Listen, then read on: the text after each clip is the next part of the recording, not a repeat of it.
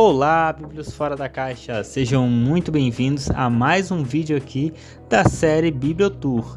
Eu sou Janelton Lopes e hoje nós vamos conhecer a cidade histórica de Alcântara. Então, vem com a gente! Alcântara é um município da região metropolitana de São Luís, capital do estado do Maranhão. Sua população, estimada em 2014, era de 21.652 habitantes.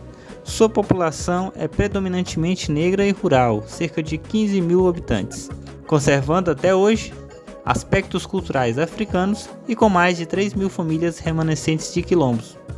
Uma curiosidade é que o estado do Maranhão possui uma vasta extensão territorial e é banhado pelo Oceano Atlântico, o que favoreceu no período da escravidão o tráfico de negros africanos escravos, já que dava acesso aos navios negreiros. Desta forma, a cidade de Alcântara, criada em 1682 e fortalecida economicamente com a construção de grandes fazendas em seu entorno, para onde eram levados os escravos que trabalhavam nas lavouras de algodão. Segundo Braga, 2011, Alcântara no século XVIII se tornou uma grande potência econômica com a utilização da mão de obra escrava usada nas plantações de cana-de-açúcar, arroz e algodão. Bem, para chegar a Alcântara, saímos de São Luís. O acesso é por barco, ou seja, ferryboat, ou a lancha ou catamarã. Nós estamos indo de lancha e esta embarcação ela sai de São Luís e vai para Alcântara. Saindo de São Luís por meio do cais da Praia Grande, junto ao centro histórico, ao lado do terminal da Praia Grande. A viagem dura mais ou menos 1 hora. O preço da embarcação é bem em conta, menos de R$20. Uma dica: prefira viajar nas embarcações grandes, assim você quase não vai sentir o balançar do barco e, portanto, não vai ficar enjoado. Lembre-se que os horários de saída da embarcação vão variar, de acordo com a maré. Então, confira a tábua de maré na internet.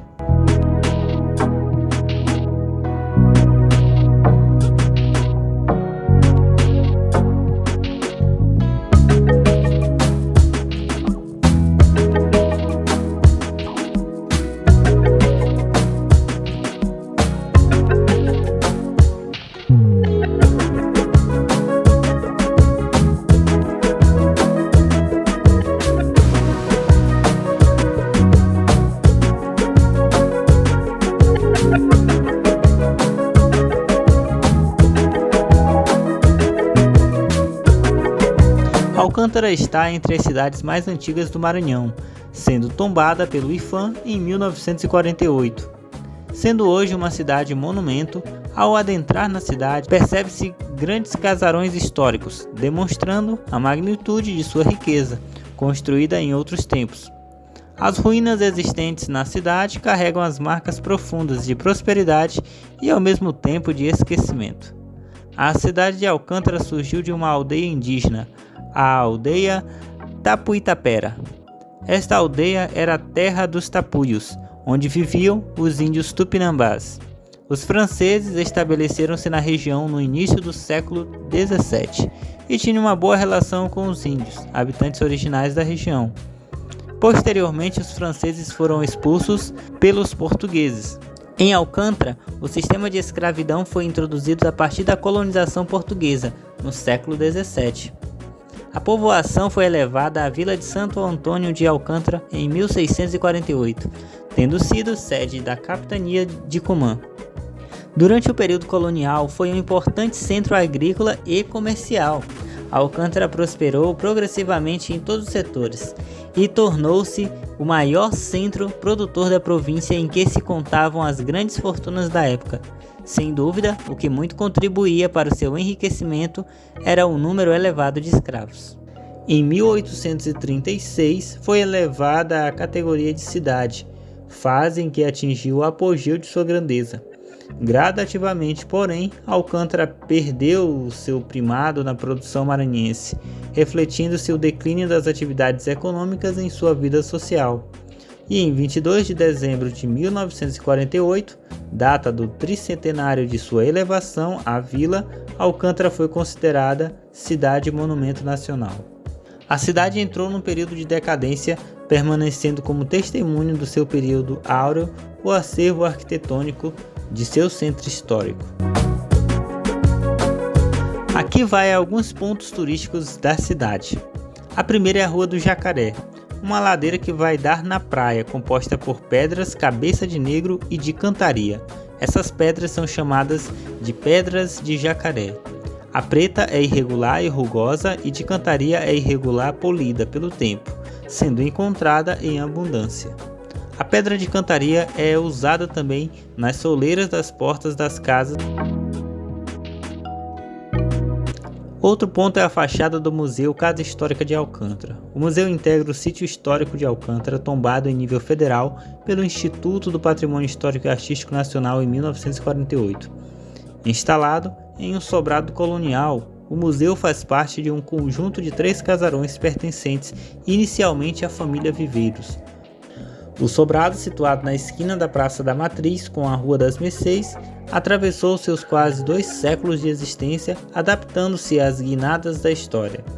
Trata-se de parte de um conjunto de 3 sobrados construídos segundo relatos de cronistas no final do século XVIII e início do século XIX, sob a provável influência da vinda da corte para o Rio de Janeiro em 1808, que trouxe consigo o peso do costume local e da arquitetura revelada através do gosto pelos sobradões ou palacetes, como também eram conhecidos este tipo de edifício. Outro ponto a ser destacado é a Praça da Matriz. A Praça da Matriz é denominada pelas ruínas da igreja de São Matias, que nunca chegou a ficar pronta, mas ostenta a dignidade de um grande monumento. Sabe-se apenas sobre as ruínas da igreja que em 1869 foi nomeada uma comissão a mando do presidente da província para concluir a obra. Resta a fachada principal, vestígios do campanário e das paredes laterais em alvenaria de pedra e cal. Pelourinho, popularmente designado também como picota, é uma coluna de pedra colocada num lugar público de uma cidade ou vila, onde criminosos eram expostos e punidos. No Brasil, estes serviam como símbolos de poder público e lugar de castigo para criminosos negros, escravizados que lutavam pela liberdade. O de Alcântara foi descoberto em 2014 pelo historiador Euges Lima. Igreja e Convento do Carmo. A Igreja de Nossa Senhora do Carmo se destaca como um dos principais monumentos da arquitetura religiosa brasileira no estilo barroco, joanino, sendo a única nesse estilo no Maranhão. Teve sua construção iniciada em 1645, se estendendo até 1661, tendo sido fundada pelos Irmãos da Ordem dos Carmelitas Calçados. Em 1865 foi restaurada por ordem provincial e faz parte das tradicionais manifestações da Festa do Divino Espírito Santo. A Igreja de Nossa Senhora do Carmo foi tombada pelo IPHAN no ano de 1948. Em frente à igreja há as ruínas do Palacete do Barão de Pindaré, que teria sido construído para receber Dom Pedro II em uma visita que estava fazendo ao Nordeste, o que não ocorreu.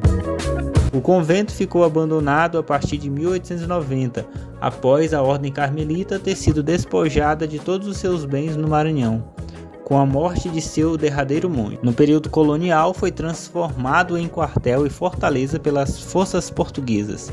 Atualmente, o convento se encontra em ruínas, restando apenas muros e escombros. O altar-mor é feito em madeira, todo revestido a ouro em folha e com pintura da época, com esculturas sacras em madeira policromada e em mármore no estilo rococó.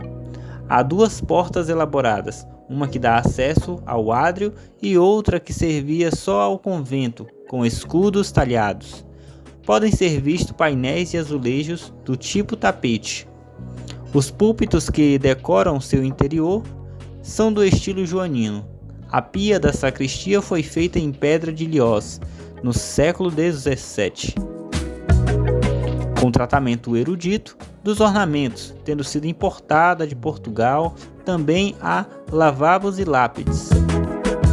As ruínas que ficam em frente e ao lado da igreja são de 2 palácios que começaram a ser construídos por barões inimigos, numa disputa para ver quem ia hospedar Dom Pedro II, que há tempos prometia uma visita à cidade. No final das contas, a visita nunca aconteceu e as obras foram abandonadas.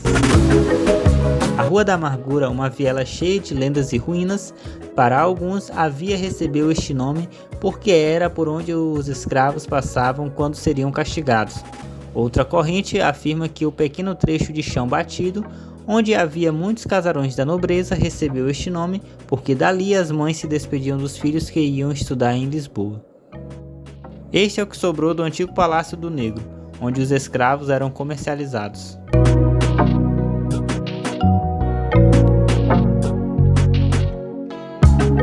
Capela de Nossa Senhora do Desterro. Não há consenso histórico sobre a data exata de sua edificação, mas pode ter sido o primeiro templo no Maranhão como uma simples palhoça perto do mar e da cidade. Em 1641, com a invasão holandesa, a cidade foi destruída. A Diretoria do Patrimônio Histórico promoveu obras de consolidação e preservação em 1978.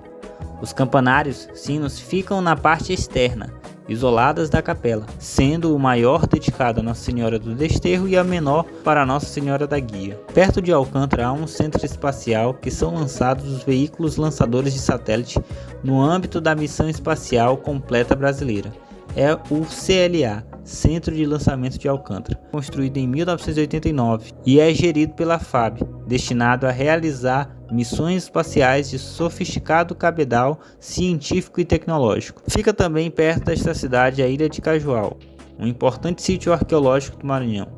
A presença de fósseis de espécies que também viveram na África comprovam que a África e a América do Sul já foram um só continente. A cidade também é muito conhecida pelos seus doces, o doce de espécie e também pela festa do Divino Espírito Santo.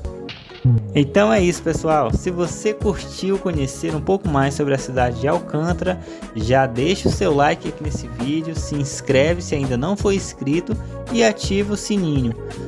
Também compartilhe aí com um amigo. Valeu e até a próxima!